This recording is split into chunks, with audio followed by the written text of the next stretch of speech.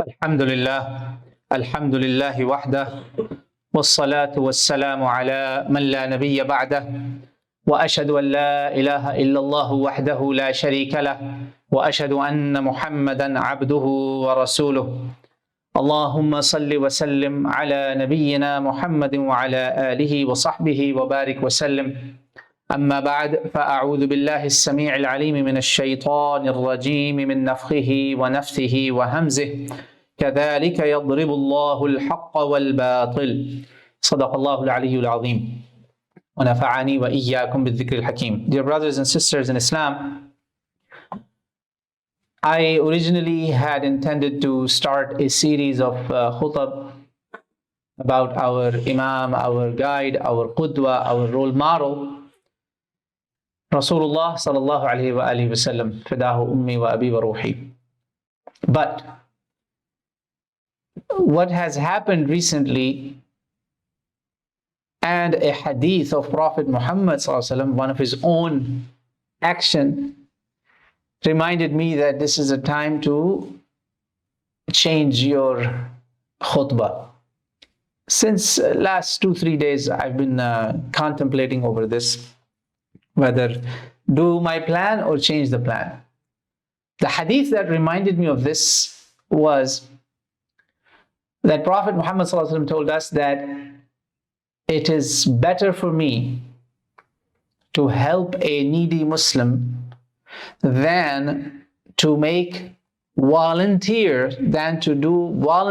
i'tikaf for a shahr, for a month. A very good hadith, meaning Prophet of Allah would leave one of the great forms of worship. One of the greatest worship is i'tikaf. I'tikaf that Allah mentions with Masjid al-Haram, Ka'batullah, where people عاكفون في المساجد, عاكفون في المسجد الحرام. The ibadah that's not only limited to Ramadan, but all year long, stationing, abandoning the whole world, forgetting everything and stationing for Allah alone. Prophet says, I would rather stop that. It's a volunteer thing. I would leave that and help a needy Muslim. Which means that this would please Allah subhanahu wa ta'ala. So I said, if Prophet ﷺ would do that, then he, inshallah, on the day of judgment, when we meet him, he would congratulate us that you understood deen. So this topic we can talk about it later. This is practical Prophet's message, practical message of Rasulullah. And the segment that I chose for you as a central theme of the khutbah, usually I don't lay out the entire khutbah, but I'm going to lay it out to you so that you pay good attention, especially those of you who are the cream of the crop. You chose to come early, or at least on time, and get the whole khutbah. The segment says, Allah says, in this segment, Allah subhanahu wa ta'ala says in the Qur'an, that this is how Allah makes an example for truth and falsehood. What is this all about? It is all related to the catastrophes, the calamities that are befalling on this ummah, our brothers and sisters specifically, in Morocco, Maghrib, in an area that is called Marrakesh. A Maghribi brother told me that area is called Marrakesh, not like Indian Pakistani people, they call the whole country Marrakesh. The brother told me that area is Marrakesh where this happened. They call it Maghrib, the whole country. But that specific area is Marrakesh where it happened. Thousands of people died as a result of an earthquake and other things. And tens of thousands were swept into the ocean. A water dam broke down, rains, floods, they were swept into the ocean, and then the ocean bringing bodies back. Literally until yesterday, according to the international news media, said 20,000 minimum were feared dead. This is not normal, my brothers and sisters. Don't just think this is a normal thing. And it's happening in the ummah. Heartlands of Islam. These lands were Muslim lands from the times of Sahaba radiallahu anhum ajma'in. So today, inshallah, you will hear, what is this? Why is this a natural phenomena? Three main things that we will focus. Is this just a natural phenomena, or is it adhab from Allah subhanahu wa ta'ala, punishment and or something else? And to understand that, there will be 7 key points in the khutbah, 7 key segments, mini segments or 7 portions of the khutbah. So pay good attention. Number 1 goes into the heart of the khutbah is this ayah where Allah subhanahu wa ta'ala describes the natural phenomena, but He wants us to pay attention to it, not just from the physical. Listen to the ayah. This is where you will hear, and pay attention to the words when I'll translate, inshallah, about foam that comes on the water. Surah Al-Ra'd, ayah 17, the thunder. Allah mentions about the rain, how it comes from the sky, and then the floods with it. أنزل من السماء ماء فسالت أودية بقدرها فاحتمل السيل زبدا رابيا ومما يوقدون عليه في النار ابتغاء حلية أو متاع زبد مثله كذلك يضرب الله الحق والباطل فأما الزبد فيذهب جفاء وأما ما ينفع الناس فيمكث في الأرض وأما ما ينفع الناس فيمكث في الأرض كذلك يضرب الله الأمثال. Allah subhanahu wa ta'ala tells you and I that even though this is a repetitive scenario, you see this happening around the world, rains come, waters come with it, but don't look at it just from a physical phenomena. Look deeper into it. Look at the zahir and then the batin of it. Now I will give you some transition, but I'm not going to go into the entire ayah. If this ayah alone we started contemplating upon, entire Islam and all your life, day-to-day matters will fit into this. But let's focus on the key points here that concern us with these, what's going on here. Allah says, He, Allah, sends down from the sky rain and valleys flow according to their capacity, and the torrent carries a rising foam, and from that, or which they heat in the fire, desiring adornments and utensils, is a foam like it. 2 foams God Almighty is talking about. One is that you see on the top of the water, on the sides of the ocean, and water is gushing, it's coming fast. You see foam on the top. And then there's foamy stuff that is formed due to the moisture and other stuff. When goldsmith and people working with the metals, making jewelry, utensils, whatever, you see that foam too. Allah says, and He says, thus Allah presents the example of truth and falsehood. How? As for the foam, it vanishes being cast off. But as for that which benefits the people, مَا يَنْفَعُ النَّاسِ, it remains on the earth. Thus does Allah present examples. See, Qur'an parables and examples are not like suppose this. You study math and science and physics and all that. Suppose this, suppose. No, it is a reality, and God wants you to look into that reality, not just from the physical, but also from the spiritual, batin. And He says this foam that you see, this foam is not the reality. Now, what's that foamy stuff? That's point number 1 of the khutbah, which is this ayah. The people, when this happens, first I'm going to talk about Muslims. Muslims, man, so many people are drowned. Oh, can we do their janazah in jama'ah, all of them together?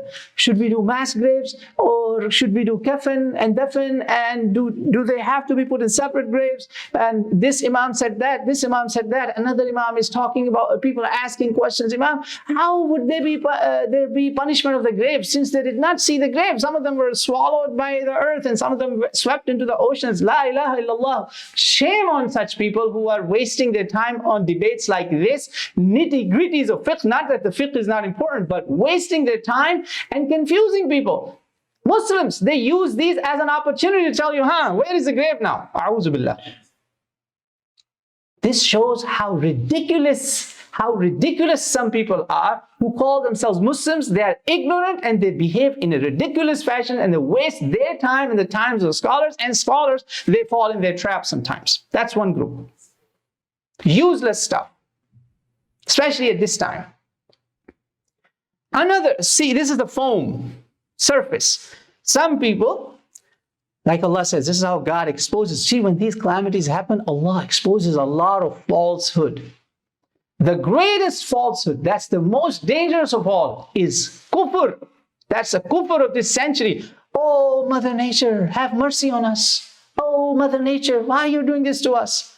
See, these people, when they took a man as a god, they became pagans, they became mushrikeen. And khalas, once you become a pagan, your way of thinking, your behavior, everything changes. You would be falling for many other shirk. You would be falling for cows and monkeys and donkeys and whatnot.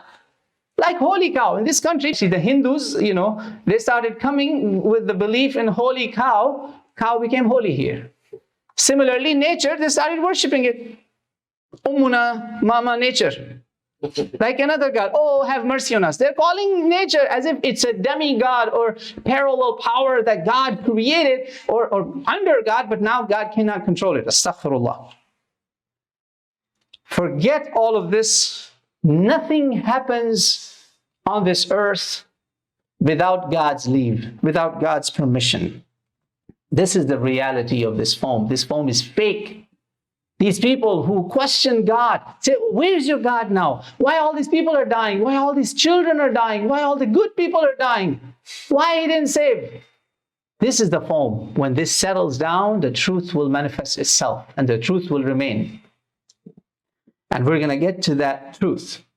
So people who just simply call it a natural phenomenon because the plates moved or the rain came from the sky because of this, or this natural ecosystem is doing its thing, there's no divine hand in it, there's no divine approval or disapproval or anything. These people are in disbelief. They are actually modern kuffar of the century, modern disbelievers. And they use these things as an opportunity to reaffirm their disbelief. May Allah save you and I from that. So that's foam. Forget that foam. God says this foam will disappear. Now, second group, some people, they say like God destroyed nations before us. Judeo-Christian Islamic common knowledge agrees that people of Ad, people of Hud, which is Hud alayhi salam, people of Saleh alayhi salam, people of Loot alayhi salam, Shuaib, Loot and Shuaib, and people of like Fir'aun. All these people God destroyed. Actually, starting from Nuh. I missed Nuh from the top. In Surah Al-A'raf, Surah Hud, and in Surah Al-Shu'ara. If you pay attention to these chapters of the Quran, their stories are similar. God destroyed them. Rains came from the sky. Some of them were killed by a scream, or rains of fire came upon them. So, subhanAllah, this is adab from Allah. Here comes another group, which is very important to understand. There were some people, a minority, very small minority, among the Arab and non-Arab world both, among the Muslims. Very small minority, sadly, they are respected as scholars. They said, no, this is not the case. This is a natural phenomena, because nowadays when people are dying, these people that are getting killed, among them are good people too. So they're speaking halfway truth. That back then, key point, from Nuh to Sayyidina Musa alayhi salam's people, all the people that were killed, they were bad people. Good people were not killed with them. Good people were saved, but now good people are dying. So they say, therefore, it's better to call it a natural phenomenon. Very good scholars, sweet talk, mashallah, beautiful, like a sweet knife, butter knife, nicely come under the knife. They think they are serving Islam like this, because then you present them the literature from the Qur'an and Sunnah. The Qur'an, they change the interpretation, but the hadith is very specific, very direct. No, those hadith are not authentic. Easily, they can deny this. If you ask them based on what principle, they don't have it. These people actually, they're not serving Islam. These are naturist scholars. Some of them are now scholars in the Muslim Ummah. They think they're saving Islam. And they're going to save people from becoming atheists. Well, atheist gets them still. He says, wait a second. Don't you Muslims believe that God created everything? So if God created nature, then why nature is doing all of this? That means God is involved in this. That's a wrong battle. That's a wrong way to defend Islam. By denying the reality, you can't do that. You can't be like a pigeon that closes their eyes when the cat is in front of them. Come get me. So they're wrong. They're wrong. First, we answer this from the Qur'an. Qur'an solves all of this. And I wish this was taught in our Islamic schools, in our universities, Muslim universities, so Muslims understand the falsafa of the Qur'an, the wisdom of the Qur'an, the hikmah, the message of the Qur'an. Qur'an is ghalib. Qur'an can stand on its own, wallahi. Because Prophet told us in his last khutbah, more than 100,000 people attended that khutbah. He says, I leave you, this is Sahih Muslim, I leave you with something that if you hang on to it, you will never go astray. And this is, لَن تَضِلُّوا بَعْدِي أَبَدًا. This is Kitabullah, Kitabullah, Kitabullah. So let's go to Kitabullah. Allah says, قُلْ كُلٌّ مِّنْ عِنْدِ اللَّهِ.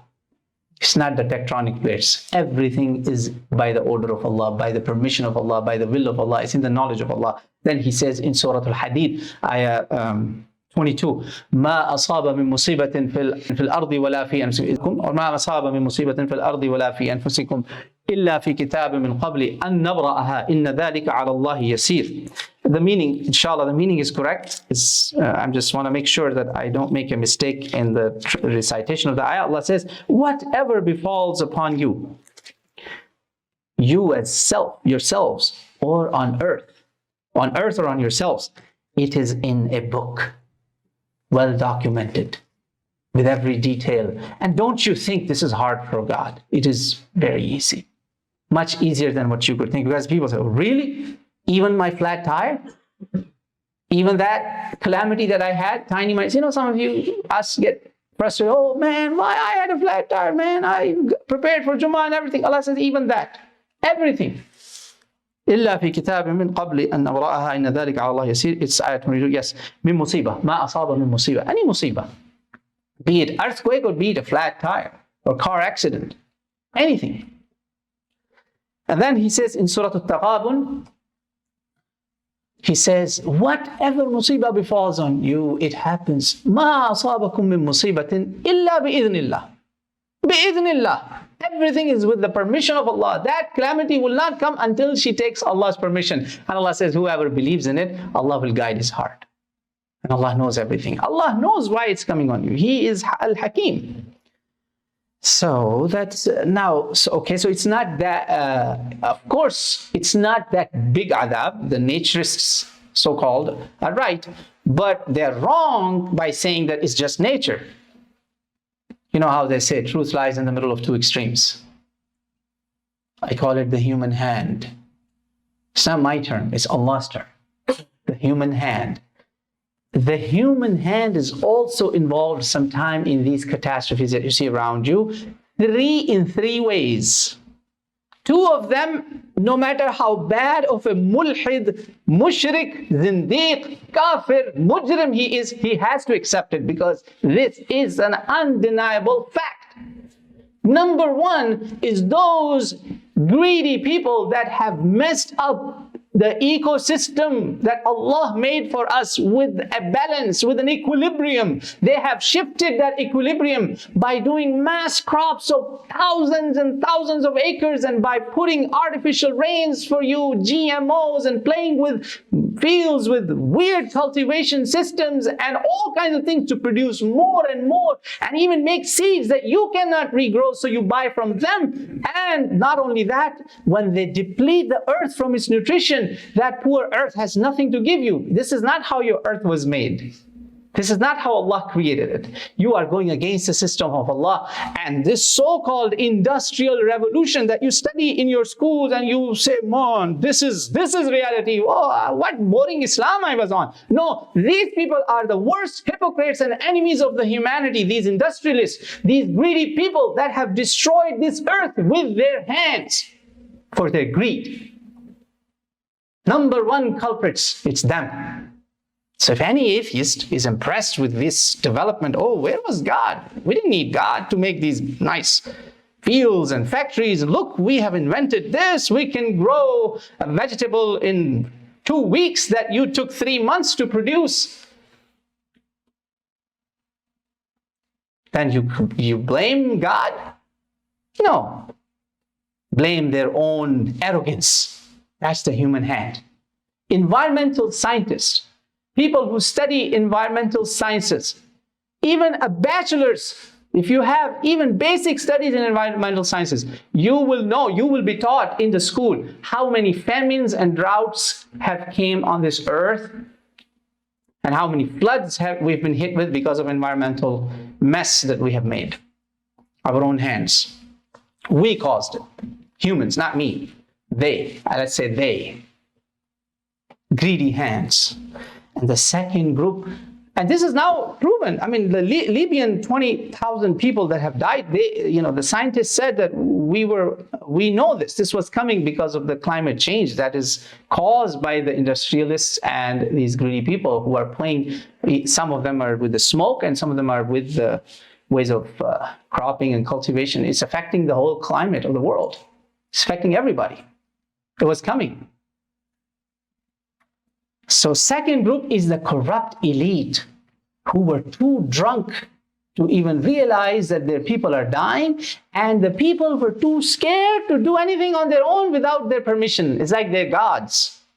I'm talking about the rulers, the leaders of the ummah. And by ruler, I don't mean just the big boss, the big king. No, I mean every person who is responsible of their locality, someone who's in charge for building codes, somebody who's in charge for that water dam. There was one poor guy who's pointed it out a year ago that this water dam, if you don't make it with concrete, it's going to bring a huge disaster on us. La'natullah ala zalimin. Allahumma la taj'alna minhum. They warned them. These are the criminals of the ummah. So, third point, of course, these two, everybody would agree. The third point, which Allah tells us, is the sinful behavior of the man. That's the spiritual, the one that you don't see of the fog. It's under the fog, under the foam. It's under the foam. It's the sinful behavior. It's the spiritual aspect of all this. Allah says in Surah Al-Rum, Ayah 41, ظَهَرَ الْفَسَادُ فِي الْبَرِّ وَالْبَحْرِ بِمَا كَسَبَتْ أَيْدِي النَّاسِ لِيُذِيقَهُمْ بَعْضَ الَّذِي عَمِلُوا لَعَلَّهُمْ يَرْجِعُونَ وَمَا أَرْسَلْنَا فِي قَرْيَةٍ مِّن نَّبِيٍّ إِلَّا أَخَذْنَا أَهْلَهَا بِالْبَأْسَاءِ وَالضَّرَّاءِ لَعَلَّهُمْ يَضَّرَّعُونَ وَمَا أَصَابَكَ مِن سَيِّئَةٍ فَمِن نَّفْسِكَ. They complain to Allah. Allah says, because of you. Many calamities, many. Bloodshed also, it's all part of it. Said, why? قُلْتُمْ أَنَّ هَذَا. Allah says, قُلْ هُوَ مِنْ عِنْدِ أَنفُسِكُمْ. Any musibah, that calamity has human hand, Allah says, because of you. Prophet Muhammad ﷺ made it even more clear, brothers and sisters. That human hand involvement is there. Allah says the corruption in the land and sea has manifested itself because of what people's hands have brought forth. This is the summary of all these ayat of the Qur'an, brothers, that I'm telling you. This one ayah is enough. Rum 41, chapter 30. Allah says they will have a taste of their actions so that they come back to me. This is the only part they don't believe. If they don't believe, let me ask them, what is the fix? They'll say, fix the system, bring good people, good leaders who have ethical values, good moral values, good secular values. Wait a second. I challenge anyone. You name any good, ethical, moral, good value, good behavior. If a prophet of Allah is not behind that, then you can catch me. Actually, all of these morals and ethics that secular world claims that it's because of us, our industrial revolution and our advancement and development, they're lying. The founders of these good behaviors, good ethics are prophets of Allah, and their teacher is Allah Almighty, Islam. Even the first two, remember I told you, the human hand has 3 parts. 2 they cannot deny. Since they cannot deny, I will ask them, here too you have Islam. Here too you have Islam. Wow. They can't escape from Islam. Islam is the solution. And Islam has a very strict system of accountability if it was only to be implemented. It starts from top to bottom, not bottom to top. May Allah give you and I that. Fourth, as I said, truth is in the middle of two extremes. Those who deny totally that, it's a natural phenomenon, like you study in your books, school books, they are factories of atheism. Only if you were able to recognize where they're planting the seeds of atheism. That's one. And the other is, all of this is adab. It's in the middle. When good and bad people both are dying, it is what Prophet Muhammad ﷺ have taught us. And it's well known from the Qur'an and Sunnah that after Rasulullah have came, this is point number 4, after prophethood has ended, God will not destroy entire people unless everyone is bad amongst them. The good and bad, if they are mixed, they're dying. This is only a warning, a tahdheer, a wake-up call. Now, here something is very important to know, that Prophet ﷺ gave us a good news.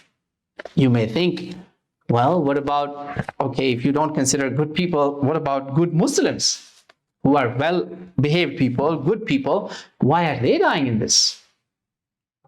Or generally Muslims who say, La ilaha illallah Muhammadur Rasulullah, even they're being wiped out. Just like prophethood ended, and after prophethood, no great adab will come like in the past. But these minor ones where some good and a lot of bad, or good and bad mix will die, or even maybe all good would die in some cases, Prophet solved this for us. He says, Ummati hadhihi ummatun marhuma. Remember, it's a mercy for the mankind. My ummah is the ummah that has received mercy from Allah. Laysa alayha adabun fil akhirah. Its adab for eternity will not be in the hereafter. Innama adabuha fid dunya.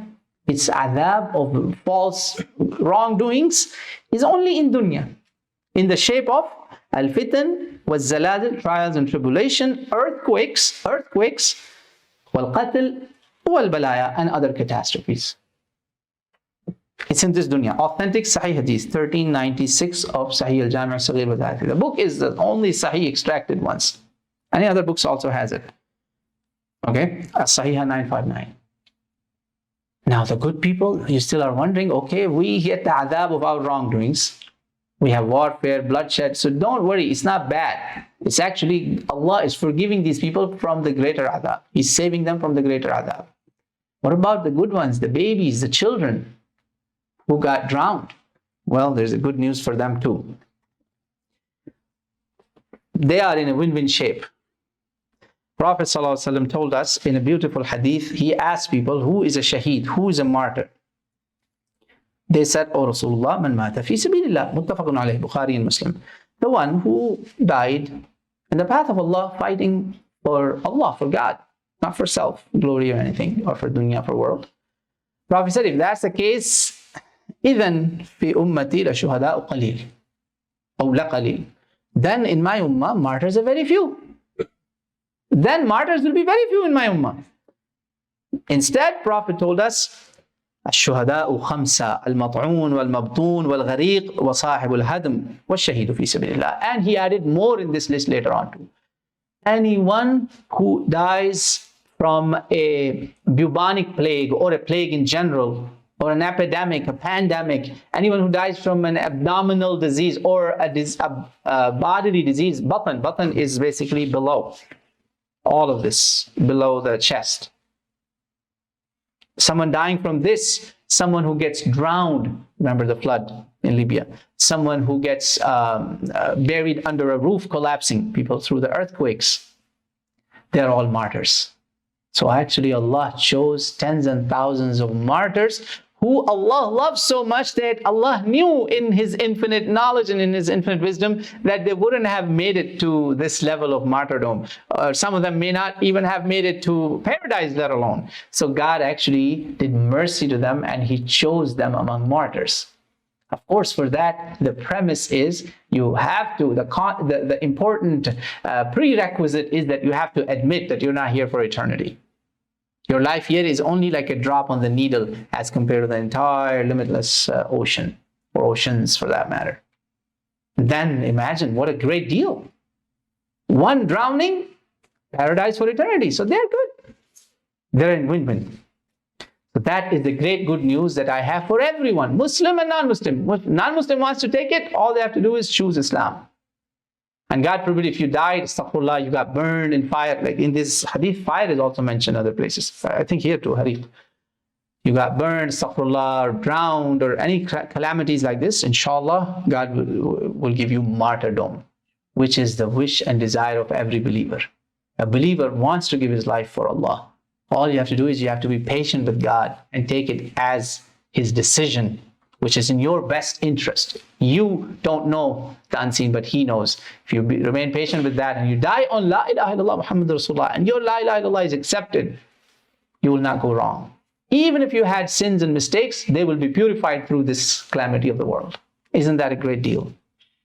أقول قولي هذا واستغفر الله لي ولكم فاستغفروه إنه هو الغفور الرحيم.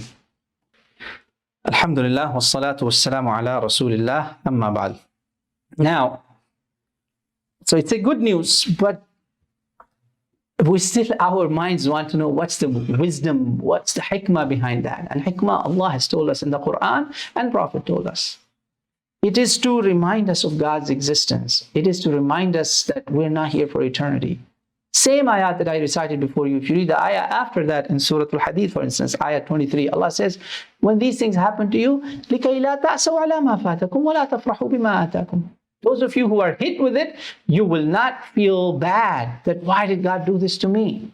Why me? Why I was the one who got robbed? Why I was the one who got beaten or tortured, or my loved one got killed? You will not feel hopeless in God. You will not feel as someone who's complaining to God. And those of you who survived and you still have Allah's blessings and everything, you will not be arrogant anymore. You will not be arrogant anymore. This is a great hikmah, and Prophet ﷺ told us this hikmah. Prophet said, al-mu'min, believer, is like, who will be like this? 58:43, very powerful hadith. Believer, كَمَثَلِ خَامَةِ الزَّرْعِ, he's like a soft field crop or a tree that would move with the wind. مِنْ حَيْثُ أَتَتْهَا الرِّيحِ كَفَأَتْهَا فَإِذَا سَكَنَتْ اعْتَدَلَتْ. Mu'min, when the wind comes, it's like that soft tree or a tender crop that moves this way and that way, it bends, meaning it turns to Allah subhanahu wa ta'ala. Whether it's a rough wind or kind wind, in either case, لَعَلَّهُمْ يَرْجِعُونَ, like Allah says. So they come back to me. He returns to Allah. He humbles himself. And when things straighten up, when things calm down, he's straight. Now they say, I'm straight. But, so this is how وَكَذَلِكَ الْمُؤْمِنْ يُكْفَأْ بِالْبَلَاءِ. A bala, musibah, tension, problem, this is how it's good for him. It helps him. But وَمَثَلُ الْفَاجِرِ, sinner, munafiq, evildoer, كَالْأَرْزَةِ صَمَّاء مُعْتَدِلَةِ. He's like, like that evergreen, stiff, standing, like that crop or like that tree that moves nowhere. Nothing changes him. حَتَّى يَقْصَمَهُ اللَّهُ تَعَالَى إِذَا شَاءَ, until Allah breaks him with something even greater. Then he may remember God, like Pharaoh and Qarun when they were drowning. Oh, la ilaha illallah. Now he's saying, very serious things happen to them. May Allah save you and I from that. May Allah make you and I among the first group who, because of these calamities, this is a greater wisdom. And Prophet ﷺ told us, and inshallah quickly I'll conclude here, part of the wisdom and why these things are happening. The Prophet told us in Sahih al-Bukhari that near the day of judgment will not come until knowledge is lifted. Knowledge is lifted, 1036 Bukhari, and earthquakes increase and times become short, they pass very quick, and fitnas, trials and tribulation, they show up, and bloodshed increases among people, and money becomes a lot. It could mean inflation also. It increases. And Prophet ﷺ, another time, he was warning people. He said, He said to people, subhanAllah, something very powerful. He said, near the end of times, subhanAllah, he says, near the end of time, سيكون في آخر الزمان خسف وقذف ومسخ قيل ومتى ذلك يا رسول الله. That's very scary. Prophet says, near the end of times, there will be khasf, there is masakh and qadf, meaning there will be transmutations, and there will be earth swallowing people, sinkholes and things like that, and there will be weird rains and showers of things like rocks and meteoroids and hailstorms. These things will happen a lot. And Sahaba, they got scared. They said, "Oh Rasulullah, when would that be?" He says, when would that be? The Prophet told us, إذا ظهرت المعازف والقينات واستحلت الخمر. Abundance, the alcoholism, intoxications, drugs will increase in the society. When these things are happening, a lot of women become singers. TikTok and Insta and all these things, a lot of girls, they start becoming singers. Their population of singers increases. And overall, the musical instruments become a norm. You can't even do a commercial for good reason or bad reason. When these things increase, then you know that this is about to happen, and you know it's happening. And last but not the least, part of the greater wisdom that why Allah is doing all of this, Prophet ﷺ also told us in another hadith which supports this. Rasulullah ﷺ has warned us that when evil increases, when people do a lot of zina and illicit relationships, God will hit them with things that they've never seen before. All of this goes hand in hand with the Qur'an and Sunnah. May Allah subhanahu wa ta'ala give you and I tawfiq to take heed from these wisdoms. It's like a surgery happening by a trusted doctor versus, just to help us understand, versus someone cutting your hand who's like maybe in a robbery or something. You know that when the surgery happens by a reliable doctor, even if you lost your hand, you know it was meant to be this way. A good doctor wouldn't cut your hand just because he wants to cut it. So remember, take these catastrophic events as part of greater wisdom of Allah subhanahu wa ta'ala. Some humans don't listen until they're shaken, until they get a wake-up call. May Allah make you among those who learn from others' examples. Don't wait for it to happen to you and me. Let's change before. Which leads us to our seventh point, that this is the greatest requirement of these. And if anyone who's in these calamities and they became a better person after that, this means the operation was successful. The surgery was good. But if they became bad, it's like that other tree, nothing affects them, example of that tree, then this means something greater is waiting for them. Then they have something serious coming. So let's be among those people who return to Allah due to these. Come back to Allah subhanahu wa ta'ala and get closer to Him. And number two, rush to help your brothers and sisters. Do whatever it takes. Contact, local contacts. You trust another organization. Our masjid has people from Libya and Morocco both, and mashallah, they're collecting. If you have money that you want to send, just put it on the envelope, say which country you want, how much. We are already sending it. So use the donation box, but make sure you specify. And we are giving it to them and they're taking it. There's no third parties involved. That's your Friday announcement also. Let's do that. And last but not the least, dua. Let's do dua for our brothers and sisters first who have died. May Allah subhanahu wa ta'ala raise them among martyrs. No matter how good or bad they were, we don't know the condition of their hearts. We only know that they were believers. They were Muslims. They believed in Allah as one God. We ask Allah to forgive their shortcomings and raise them among martyrs, shuhada. And we ask Allah to give patience to their families. We ask Allah to be a provider and caretaker for those who have been left behind. May Allah subhanahu wa ta'ala provide for all those brothers and sisters who are stranded, need food, shelter, anything. Allah give them that. And Allah make us among those who love our brothers and sisters, especially those in need. Like your Prophet loved them and he made dua. Include us in that dua. Allahumma inna nas'aluka fi'l al-khayrat wa tark al-munkarat wa hubb al-masakin. Oh Allah, we ask you to guide us without being tested like that. Make us among those who will not be suffering loss of blessings. اللهم إنا نعوذ بك من زوال نعمتك وتحول عافيتك وفجاءة نقمتك ومن جميع سخطك. Oh Allah, give us in your shelter from all of these tribulations and trials. Oh Allah, forgive our shortcomings. Make us among those who believe in you in good, easy times and difficult times. In all the times, make us among those who will remember you. Allahumma inna نعوذ بك من الهم والحزن والعجز والكسل والجبن والبخل وغلبة الدين وقهر الرجال. اللهم إنا نعوذ بك من همزات الشياطين ونعوذ بك ربي أن يحضرون. اللهم ربنا أوزعنا أن نشكر نعمتك التي أنعمت علينا وعلى والدينا وأن نعمل صالحا ترضاه وأصلح لنا في ذرياتنا إنا تبنا إليك وإنا من المسلمين. اللهم اغفر لجميع المؤمنين والمؤمنات المسلمين والمسلمات الأحياء منهم والأموات. ربنا اغفر لنا ولوالدينا ولمن دخل بيوتنا مؤمنا والمؤمنين والمؤمنات. ربنا اغفر لنا ولوالدينا وللمؤمنين يوم يقوم الحساب. ربنا آتنا في الدنيا حسنة وفي الآخرة حسنة وقنا عذاب النار.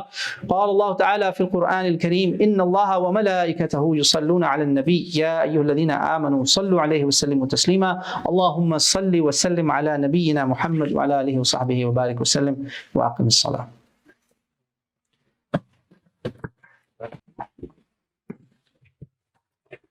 الله أكبر الله أكبر. أشهد أن لا إله إلا الله. أشهد أن محمدا رسول الله. حي على الصلاة.